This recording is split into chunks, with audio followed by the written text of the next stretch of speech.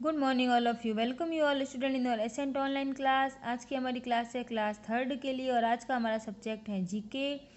तो बच्चों आप अपनी जीके की बुक निकालो। बच्चों हमने पिछली क्लास में रैपिड फायर क्विज पढ़ा था और आज अपन पेज नंबर 26 पेज नंबर पर अपन चैप्टर 19 पढ़ेंगे। वर्ड गेम मीन्स शब्दों का खेल। तो इसमें आपको क्या करना है, देखो, look at the word in the centre. आपको ये जो बीच में सेंटर यानी केंद्र बीच में जो शब्द लिखे हुए हैं उनको देखना है, ठीक है। तो सबसे पहले देख लो, A umbrella, B write, C 11, D throw, E cauliflower, F rainbow. देख लिया। Match them with their description and write the correct letter in the blanks given below. तो ये क्या करना है कि अपन को इनके विवरण के साथ में मिलान करना है। इनका जो डिस्क्रिप्शन है कि किस चीज़ के लिए ये शब्द कहाँ पे यूज हो रहे हैं, तो अपन को ये खाली जगह दी हुई है, उसके अंदर अपन को ये भरने हैं ऑप्शन, ठीक है। तो अपन को इसके लिए क्या करना पड़ेगा, अपन ने बीच वाले शब्द तो पढ़ लिए, अब अपन को ये पढ़ने पड़ेंगे कि ये वाला वर्ड गेम है जो इन ऑप्शन में से किसके लिए यूज हो रहा है। तो फर्स्ट में देखिए बच्चों क्या लिखा हुआ है, the word that begins and ends with 2 consonants. वह शब्द जो 2 व्यंजनों के साथ शुरू होता है और ख़त्म हो जाता है। तो फर्स्ट में डी है, तो देखो कॉन्सोनेंट मीन्स क्या होता है, व्यंजन होता है। तो टी एच ये दोनों कॉन्सोनेंट है और पीछे भी जी एच ये भी दोनों कॉन्सोनेंट है, स्वर नहीं है, वोवेल नहीं है, ये कॉन्सोनेंट है।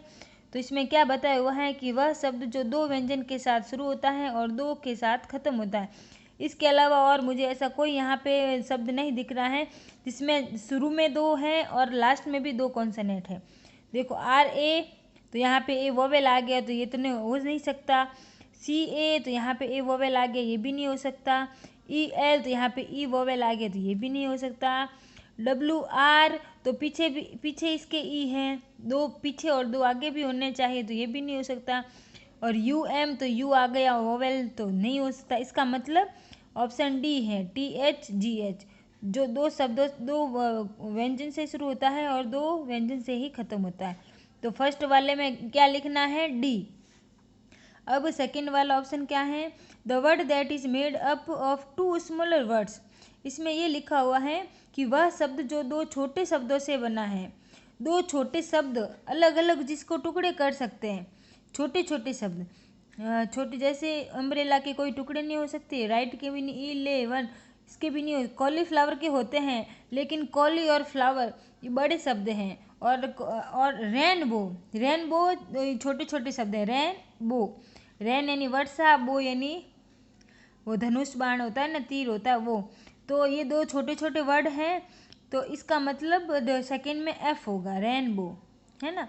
अब थर्ड वाला ऑप्शन पढ़ते हैं, the word which has the letter I in its middle यानी बीच में। तो इसमें क्या लिखा हुआ है कि वह शब्द जो 2 छोटे छोटे शब्दों के, वह शब्द जो आई अक्षर के मध्य में है, जिसके अक्षर में मतलब आई है बीच में। इसमें क्या बताया हुआ है, मिडल आई, मतलब उस स्पेलिंग के बीच में आई है, मतलब 2 आगे हैं 2 पीछे हैं और बीच में आई है। तो वह कौन सा है, बी राइट। देखो राइट में देखो क्या है, 2 आगे हैं डब्लू आर और 2 पीछे हैं टी आई और बीच में आई है, बीच में है ना आई, 2 आगे 2 पीछे, बीच में मिडिल में आई है। तो इसका यही मतलब है कि the word which has the letter I in its middle. इसमें यह बताया हुआ है कि वह शब्द जिसके अक्षर आई के मध्य में है। तो आई के मध्य तो यही है, आई मिडल में है, तो राइट यहाँ पे होगा, थर्ड में बी वाला ऑप्शन होगा। अब फोर्थ की क्या है, the word that contains all the vowel.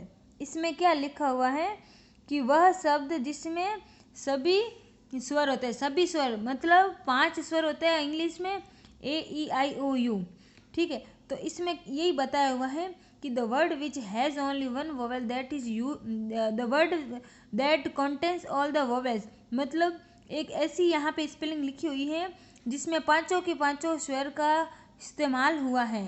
तो वह कौन सा है? वह है आपके कॉलीफ्लावर। यानी कॉलीफ्लावर को बोलते हैं फूल गोभी, लेकिन इसकी स्पेलिंग आप पढ़ोगे तो आपको इसमें पांचों स्वर मिलेंगे। पांचों स्वर कहाँ कहाँ हैं? ए, यू, आई, ओ और ई, ये रही। तो पांचों स्वर पता ही है, ए, ई, आई, ओ, you. A, E, I, O, you पांचों स्वर हैं। तो ये आपके ये फोर्थ नंबर के ई होगा, है ना। अब fifth, the word which has only one vowel that is used three. इसमें ये लिखा हुआ है कि वह शब्द जिसमें केवल एक स्वर है जिसका उपयोग 3 बार किया जाता है। मतलब इसमें ये बताया हुआ है कि वही एक वोवेल का यूज हुआ है, लेकिन उस वोवेल का यूज इस स्पेलिंग में 3 बार हुआ है। तो 3 बार कहाँ पे हुआ है? ये फिफ्थ में सी होगा। देखो, ELEVEN, तो ई यहाँ पे वोवेल है, ठीक है। तो कितनी बार आया ई? ये ई और ये ई कितनी बार आया है? 3 बार। तो इसका मतलब यही है कि the word which has that only one vowel that is used three. मतलब एक ऐसा शब्द है जिसमें एक वोवेल है जो उसका उपयोग 3 बार किया हुआ है। तो सिंपल सी बात है कि 11 में ई है जो 3 बार आता है, ठीक है। एंड लास्ट वन है the word that begins with A vowel and ends with A vowel. इसमें ये बताया हुआ है कि एक शब्द यहाँ पे ऐसा है जो एक स्वर से ही शुरू होता है और एक स्वर से ही खत्म हो जाता है। तो एक स्वर से शुरू होने वाला यहाँ पे लास्ट है अम्ब्रेला। तो यू से शुरू होता है और ए से ख़त्म हो जाता है। यू भी वोवेल है, ए भी वोवेल है ना। तो यू से शुरू हुआ और ए से ख़त्म हो गया। तो यहाँ पे ये अम्ब्रेला की स्पेलिंग है, तो 6 में ए आएगा। देखो कुछ फ़ोटोज़ भी यहाँ पे, जैसे अम्ब्रेला की फ़ोटो है, ये रेनबो की फ़ोटो है, ये कॉलीफ्लावर फूल गोभी की फ़ोटो है। तो फ़ोटो आपको नहीं बनानी है, आपको सिर्फ ये वाला काम करना है, ठीक है बच्चों। आप ये पूरा काम नोटबुक में करोगे और हर थर्सडे को आप स्कूल में कॉपी चेक करवाने के लिए आओगे, ठीक है बच्चों। Thank you.